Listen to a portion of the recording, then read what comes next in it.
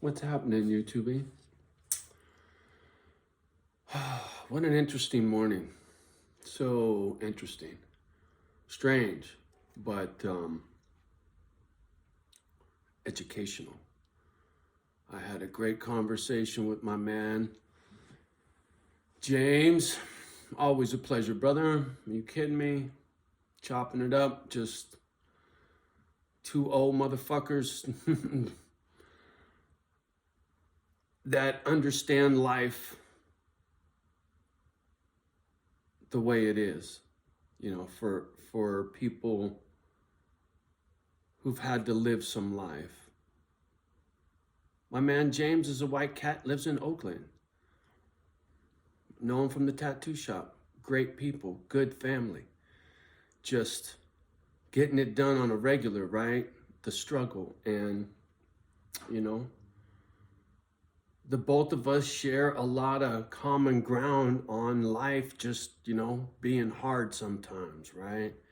And how you just got to fucking grind it out, right?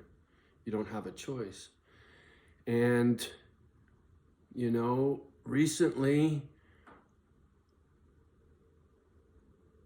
I've been struggling, and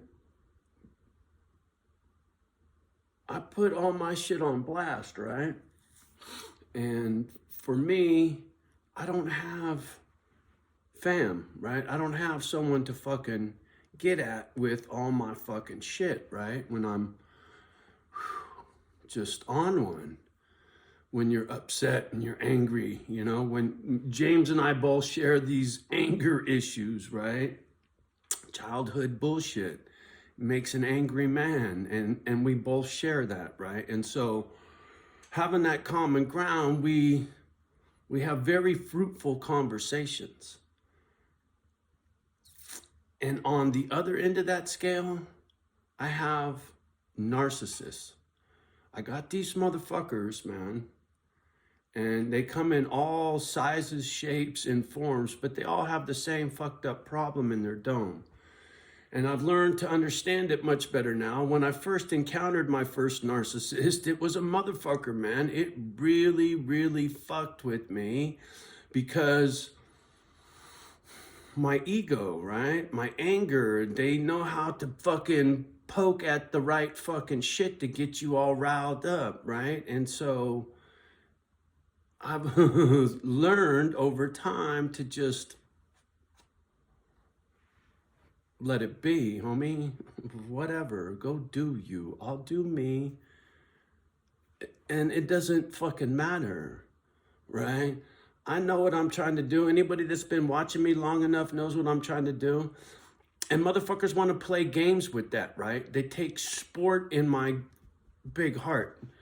They think it's funny, or they want to front like there's somebody or something that they're not, in order to get your confidence to later kick you in the fucking nuts, right? It's a game they play. It's cat and mouse. Grow the fuck up. So anyway, yeah, that ain't really growing up, right? I get it. I still got a lot of work to do when it comes to my dealings with the narcissist, but for the most part, man, I just cut and run. I don't go head hunting like I used to, man. When I went through that shit back in the day, when I got catfished and all that bullshit and had, oh man, I was so angry. It took me a long time to get over that. I don't get angry no more. I just get irritated. And it's a big difference. And back then I didn't realize that I even had an anger problem. That knowledge didn't come until after the narcissist got to fucking with me, right? So I'm grateful for all this shit because it's educated me about the human condition and about how I'm better served being alone until I can find people like James, people like Dave Dog. There's a small handful of people that get me, and I get them. I trust them. They trust me with our lives, right? Because people like us, that's how we are. We don't play games, right? Narcissists, that's all you do is play games. You don't have anybody.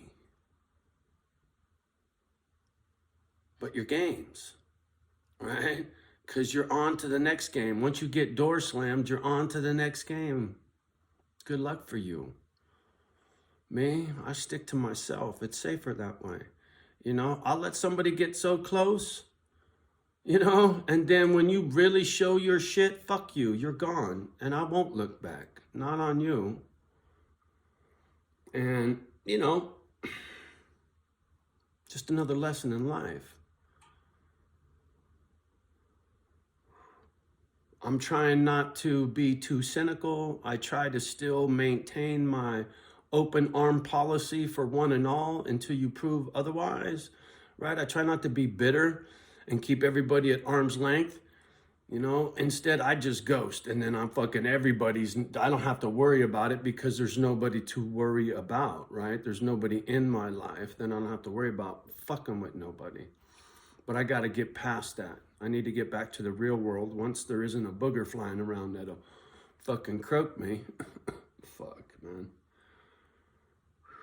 Still beef on the TV about this booger, man. It's crazy to me. Why we can't just get past this fucking thing. Where is the truth?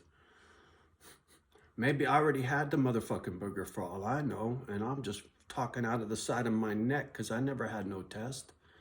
I still think my brother got croaked by that shit.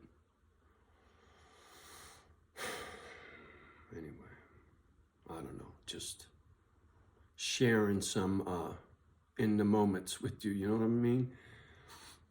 Harley's in the mail, it's coming. I'm working through my demons, trying to stay active out here best I can, right?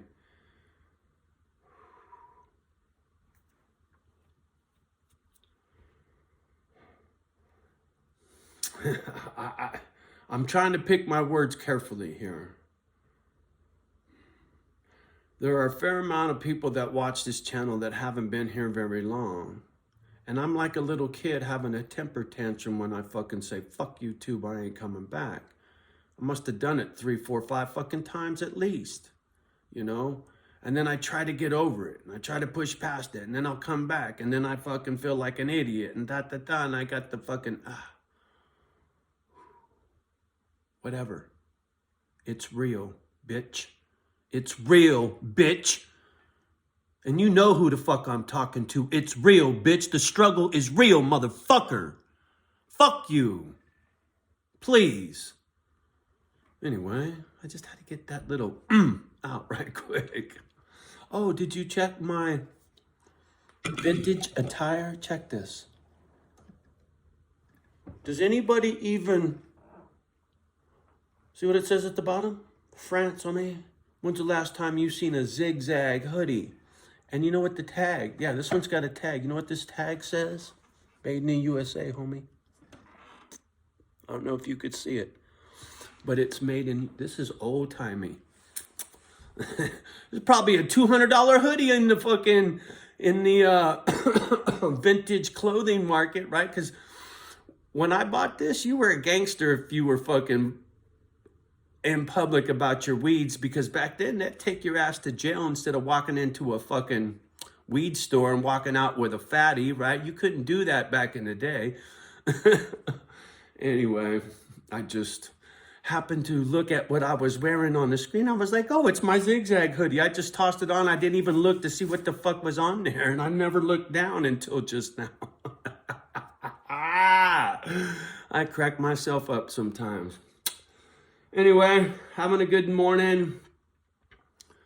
Great conversation with the cat, with the Harley. It's in the mail. It's just, that story is so fucking heartwarming. I can't wait to fucking walk around the bike, show you this, that, and the other fucking thing, and tell you about what this guy did, the kind of man he is, and how he holds down family.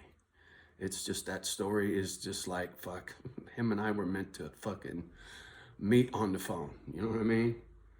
One day we'll be in the wind together and I'll be on his scoop. It'll be a trip, but I can see it happening for sure. All right, y'all, have a beautiful day. Much love and respect to you and yours. Always, you know, love the ones that love you back. Do your best to love the rest. And I do love you, motherfucker, but you know what? Your girl's right, homie. Your girl's right. You need to put in some fucking work, dog. Anyway, and I ain't, anyway. Much love, y'all. Peace.